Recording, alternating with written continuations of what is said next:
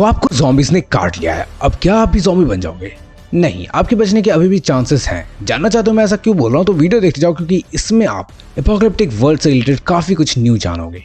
तो देखो, zombie apocalypse होने के बाद आपका मिशन था ज़ॉम्बी वॉरियर्स के साथ सर्वाइव करने का, और आपने ट्राई भी बहुत किया उनसे बचने का, छिपने का, भागने का और अटैक करने का, लेकिन नहीं, आप बच नहीं पाए और ज़ॉम्बीज़ ने अपने दांत आपकी बॉडी में अंदर तक गड़ा दिए।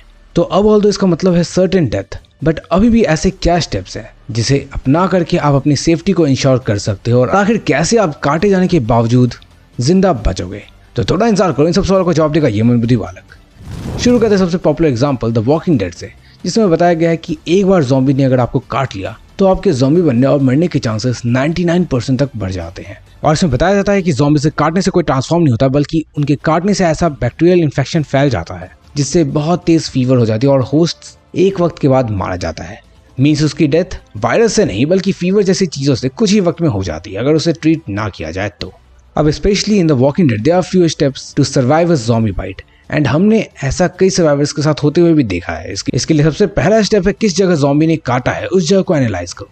अगर काटे जाने की जगह बॉडी का कोई सुपरफिशियल पार्ट है जैसे कि हाथ या पैर, तो उस जगह को काट करके बचा जा सकता है। बट रिमेंबर, ये चीज़ें कुछ मिनटों के अंदर ही होनी चाहिए ताकि वायरस और इन्फेक्शन बॉडी के बाकी एरिया में ना फैल जाए। आपको नाइफ, एक्स या कोई ऐसी शार्प ऑब्जेक्ट अपने पास रखनी होगी जिससे आप चॉप उस जगह को कर सकते हो।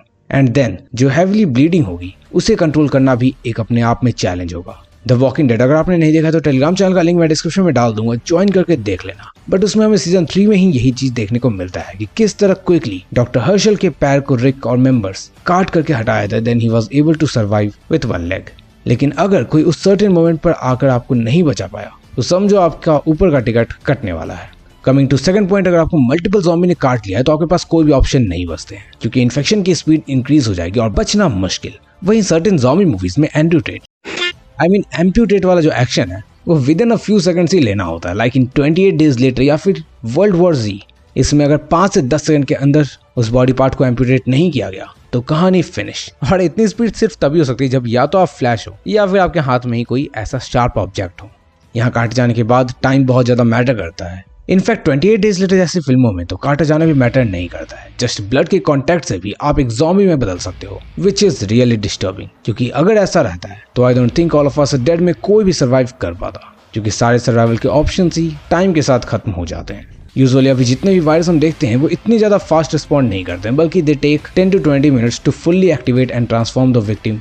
तो उस वक्त पर अगर पेशेंट अपने उस पार्ट को काटकर खुद को बचा लेता है then it's well and good, वरना फिर चांसेस बहुत ज्यादा कम हो जाते हैं।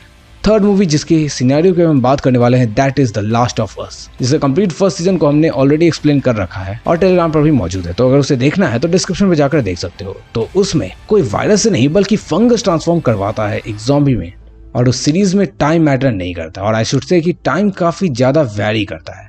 उसमें हमने देखा कि जब फर्स्ट टाइम सैरा अपने नेबर ग्रैंडमा के पास इवनिंग में जाती है तो वो सिम्टम शो करने लग गई थी, बट फंगस ने उस पर पूरी तरह से टेक ओवर रात में किया था, विच मीन्स कि द लास्ट ऑफ अस में फंगस से इन्फेक्शन फैलने में काफी वक्त लग सकता है, और ज्यादा टाइम मीन्स कि ज्यादा सॉल्यूशन। चाहे तो दवाइयों के थ्रू सिम्टम सप्रेस करने की बात करें या फिर एम्प्यूटेट करके उस बॉडी पार्ट को ही काट के हटाने की। इसके अलावा अगेन ऐसा नहीं है कि द लास्ट ऑफ अस में ज़ॉम्बीज के काटने से इन्फेक्शन फैलेगा, बट एयर में भी फंगस के पोर्स मौजूद हो सकते हैं जिससे कोई भी इन्फेक्ट हो सकता है, और जब सांस लेने वाली हवा में ही दिक्कत होगी तो भला कैसे सर्वाइव किया जाए। सिमिलरली ऐसा ही कुछ हमें आई एम लेजेंड में भी देखने को मिलता है, जहां क्रिपिन वायरस बहुत बुरी तरह से एयर में स्प्रेड हो जाता है और पूरा शहर तबाह हो जाता है।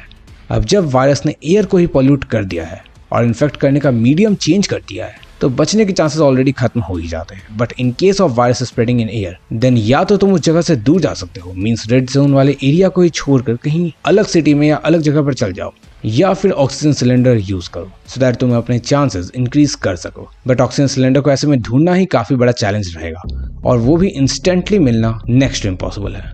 Apart from this fourth film जिसकी हम बात करेंगे वो है द मेज रनर।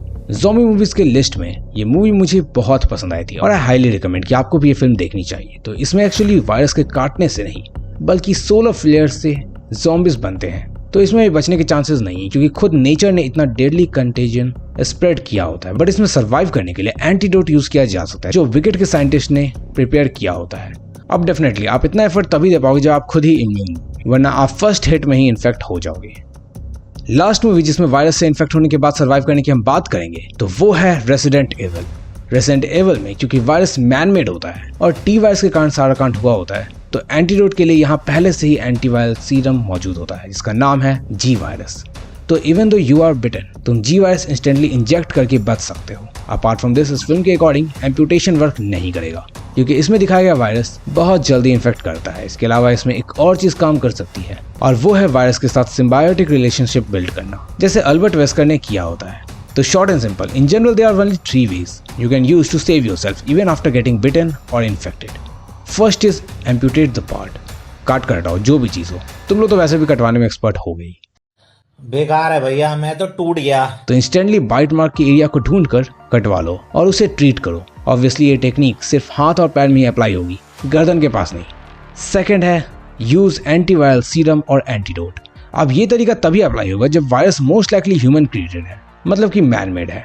तभी एंटीडोट भी पहले से इंसानों के द्वारा ही बनाया गया होगा, जैसे द मेज रनर में होता है या फिर रेसिडेंट एविल में, वरना ये तरीका यूजलेस है। And third is having a personal oxygen cylinder और स्टे इन योर कॉन्शियसनेस। ये थोड़ा ज्यादा हाइपोथेटिकल हो जाता है, पर ये तभी अप्लाई होगा जब वायरस या फंगस एयर में स्प्रेड होते हैं और तुम इन्फेक्टेड होने से पहले इसका यूज करके सेफ रह सकते हो और सर्वाइव कर सकते हो। वहीं ऑल ऑफ अस डेड वगैरह में हमने देखा कि अगर हम कॉन्शियस रहे तो हम हार्म भी बन सकते हैं, मतलब कि सेफ रह सकते हैं। तो ये तरीका कि अपने होश और आवाज में रहो, वहां पर ट्राई किया जा सकता है, but honestly I don't know how effective it will be. खैर, अगर तुमने यहाँ तक देख लिया है तो कमेंट करो ज़ॉम्बी हिंदी और चैनल सब्सक्राइब कर देना। वहीं अगर तुम्हें वो 5 ज़ॉम्बी मूवीज देखनी है जिसे अकेले में ही देखना चाहिए तो लेफ्ट साइड पर क्लिक करके देख लेना। बाय।